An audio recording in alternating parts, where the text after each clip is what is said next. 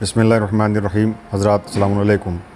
جب جناب سلیمان کا لشکر کافی دور نکل گیا تو ابن جارود نے ابن زیاد کو اونٹنی کے پیٹ سے کھول کر اونٹ اس کی پیٹھ پر سوار کیا اور سب تیزی کے ساتھ دمشق کے لیے روانہ ہو گئے۔ 20 دن کا سفر طے کرنے کے بعد ابن زیاد ملعون دمشق پہنچ گیا۔ وہاں پہنچ کر اس نے ابن جارود کو 20,000 اشرفیاں دے کر رخصت کیا۔ یزید کے واصل جہنم ہونے کے بعد کوفے کے حالات کے بارے میں آغا سلطان مرزا لکھتے ہیں کہ یزید کے واصل جہنم ہونے کے 6 مہینے کے بعد نصف ماہ رمضان میں مختار ابن ابی عبیدہ کوفے میں آئے۔ رمضان کے ختم ہونے سے 8 دن قبل عبداللہ ابن زبیر کی طرف سے عبداللہ بن یزید انصاری کوفے کا حاکم بن کر پہنچا۔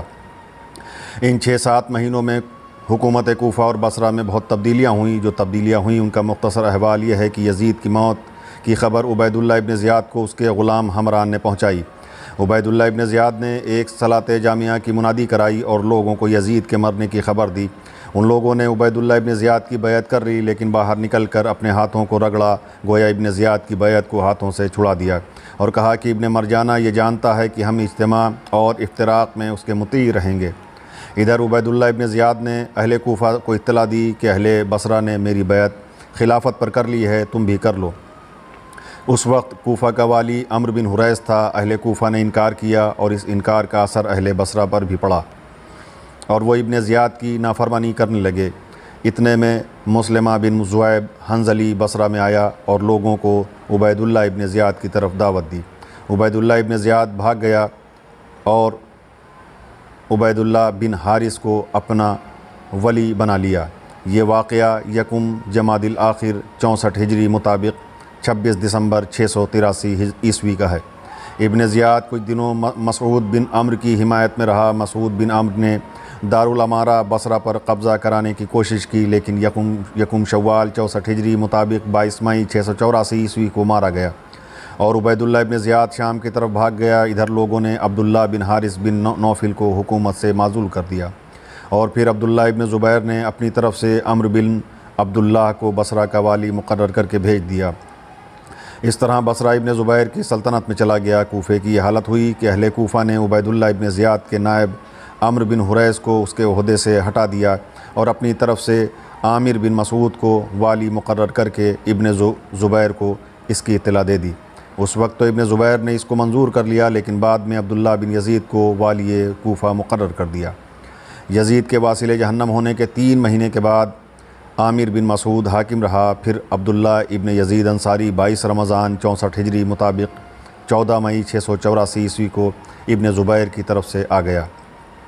اس کے آنے سے 8 دن پہلے جناب مختار کوفہ آ چکے تھے۔ ادھر ابن جارود کی حمایت کے سبب ابن زیاد شام پہنچ گیا۔ دمشق کے حالات منتشر تھے، لہٰذا ابن زیاد دوڑا مروان کے پاس پہنچا اور اس سے کہنے لگا کہ تیرے ہوتے ہوئے لوگ حیران و پریشان ہیں کہ کس کی بیعت کریں اور کس کے تابع فرمان ہوں۔ تم ایک خاندانی آدمی ہو اور دنیا کے نشیب و فراز سے بہت اچھی طرح واقف ہو۔ سنو، میں بڑی مشکل سے جان بچا کر بصرہ سے یہاں تک پہنچا ہوں اور مجھے تم سے جو عقیدت ہے اس کا تقاضا ہے کہ میں تم سے اس باب میں گفتگو کروں اور اس کی طرف تمہیں متوجہ کروں۔ اس لیے میں تمہارے پاس آیا ہوں اور تم سے درخواست کرتا ہوں کہ اس اہم مسئلے پر ٹھنڈے دل سے اپنی پہلی فرصت میں غور کرو۔ بصرہ پہنچنے کے بعد مجھے معلوم ہوا ہے کہ لوگ عبداللہ ابن عمر کی طرف مائل ہو رہے ہیں۔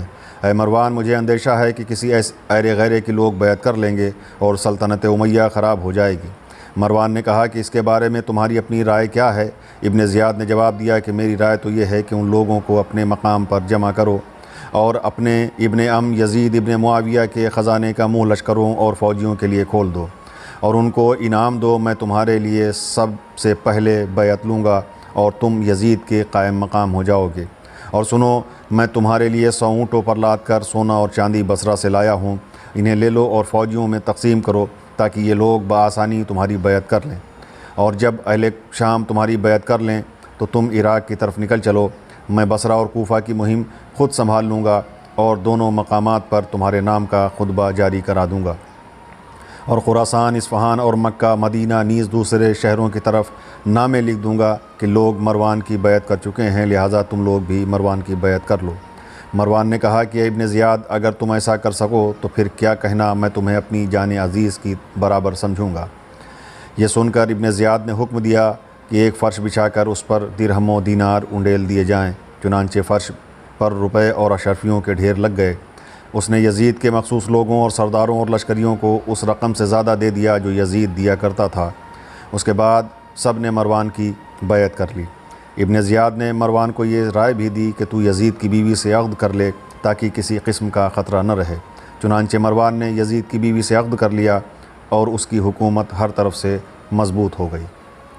آج کے لیے اتنا، باقی انشاءاللہ اگلے ویڈیو میں۔ السلام علیکم، خدا حافظ۔